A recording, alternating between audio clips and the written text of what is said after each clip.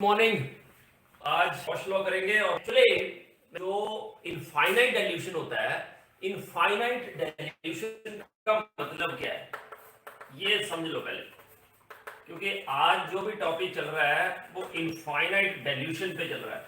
Infinite dilution का मतलब ये है कि ऐसा स्टेज, क्योंकि डाइल्यूशन से क्या होता है, मोलर कनेक्टिविटी बढ़ती जाती है और एक टाइम आता है जब मोलर कनेक्टिविटी क्या होती है, मैक्सिमम, जिसको हमने ये बोला था, है ना। अब ये मैक्सिमम कब होगी? देखो, दो हिंड्रेंस है इसके लिए। एक इंटर आयनिक अट्रैक्शन। इंटर आयनिक अट्रैक्शन की वजह से क्या होता है कि जो आयन की मूवमेंट है वो थोड़ी स्लो हो जाती है। अपोजिट आयन आपस में जो है इंटरेक्ट करते हैं ना, इस वजह से इंटर आयनिक अट्रैक्शन की वजह से कनेक्टिविटी क्या होती है, थोड़ी कम। और दूसरा जो है वो फैक्टर है डिग्री ऑफ डिसोसिएशन, ठीक है ना। तो अगर हम बात करते हैं स्ट्रॉन्ग इलेक्ट्रोलाइट्स की, तो सिर्फ इस पे फर्क पड़ता है, इंटर आयनिक अट्रैक्शन पे। और मैक्सिमम जो कनेक्टिविटी है, मोलर कनेक्टिविटी, वो कब होगी? जब इंटर आयनिक अट्रैक्शन निल हो जाएगी। अब इंटर आयनिक अट्रैक्शन निल कब होंगे? जब आयन, अपोजिट आयन इतने इतने इतने ज्यादा दूर होंगे कि एक आयन का दूसरे आयन पे कोई इफेक्ट ही ना हो, हर आयन इंडिपेंडेंट हो, उसका दूसरे आयन के साथ कोई कनेक्शन ना हो, तो उसको बोलते हैं इनफाइनाइट डाइल्यूशन। इतना डाइल्यूट करना है सॉल्यूशन कि एक आयन का दूसरे आयन के साथ कोई लेना देना ना हो, ठीक है ना। तो स्ट्रॉन्ग इलेक्ट्रोलाइट में सिर्फ ये फैक्टर काउंट होता है। इसलिए उस केस में हमने पढ़ा था कि जो ग्राफ प्लॉट करते हैं वो कैसा होता है ग्राफ? ऐसा एक्सट्रापोलेशन से लैम्डा एम नॉट आ जाता है और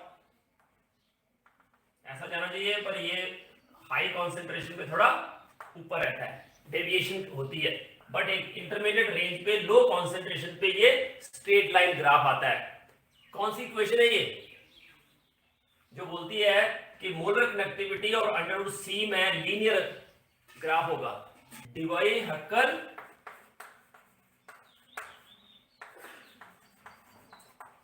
ओमसाजर इक्वेशन। क्या थी वो इक्वेशन? कि lambda M C equal to lambda M not minus K under root C, ठीक है ना।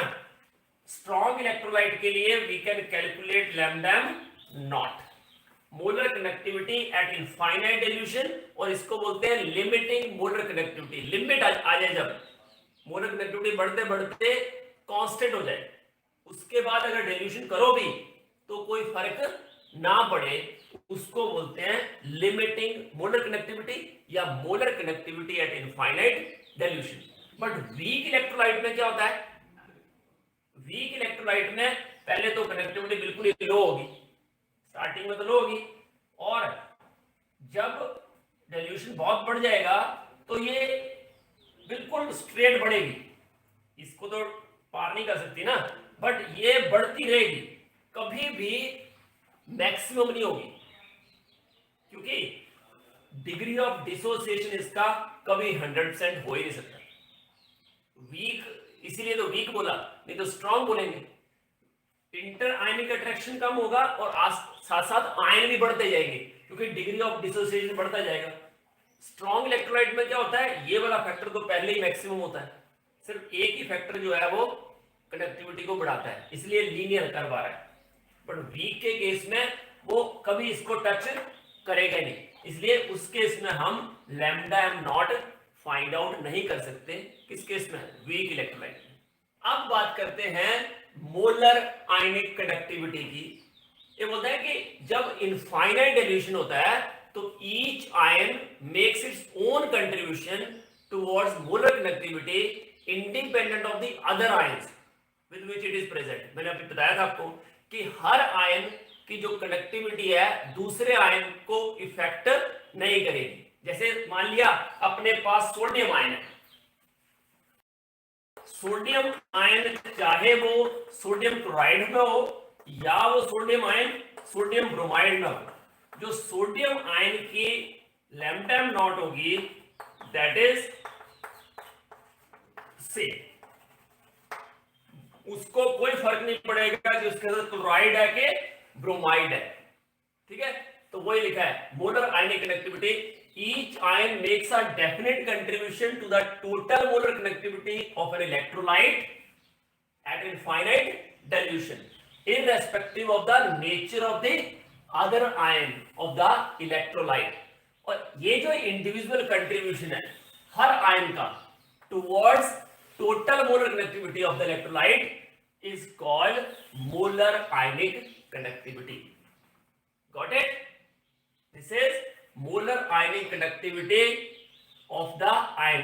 इसको स्मॉल लैम्डा से डिनोट करते हैं, lambda naught of that particular ion. ठीक है ना, इसको मैं ऐसे लिखूंगा, आयन के केस में स्मॉल लैम्डा, सॉल्ट पूरा हो तो कंप्लीट लैम्डा। राइट, मोलर आयनिक कनेक्टिविटी समझ में आ गया पॉइंट, कि हर आयन जो है that has definite contribution to the molar connectivity of the electrolyte irrespective of the other ions with which it is present। और जो कंट्रीब्यूशन होगा एक पर्टिकुलर आयन की वजह से उसको बोलेंगे हम molar ionic connectivity. Got it? ठीक है, अब बात करते हैं क्लॉश लॉ क्या है। तो क्लॉश लॉ मैंने भी बताया आपको कि क्लॉश लॉ में हर आयन का अपना कंट्रीब्यूशन है। तो ये बोलता है कि जो मोलर कनेक्टिविटी होती है at infinite dilution of any electrolyte, let us take electrolyte is AXBY, ये कोई इलेक्ट्रोलाइट है। ठीक है, तो जो आयन है एक होगा AY पॉजिटिव और दूसरा आयन होगा BX नेगेटिव। ठीक है, तो ये A आयन कितने हैं X और B आयन कितने हैं Y। तो ये होगा molar connectivity of this electrolyte at infinite dilution. It is limiting molar connectivity is sum of limiting ionic connectivities of the cation and the anion each multiplied with the number of ions present in one formula unit of the electrolyte। Got it? इसी को अगर मैं equivalent connectivity define करूं, इसकी same इसके equivalent connectivity define करूं तो वो हो जाएगा, ये तो इंडिविजुअल आयन की होगी कनेक्टिविटी। ठीक है, जो चार्ज है उससे डिवाइड करना, याद रखना, चार्ज जो है उससे आपको इसको डिवाइड करना है। समझिए बात को? इसके ऊपर y पॉजिटिव है तो 1/y, इसके ऊपर x नेगेटिव है तो 1/x। ठीक है, क्योंकि अगर मैं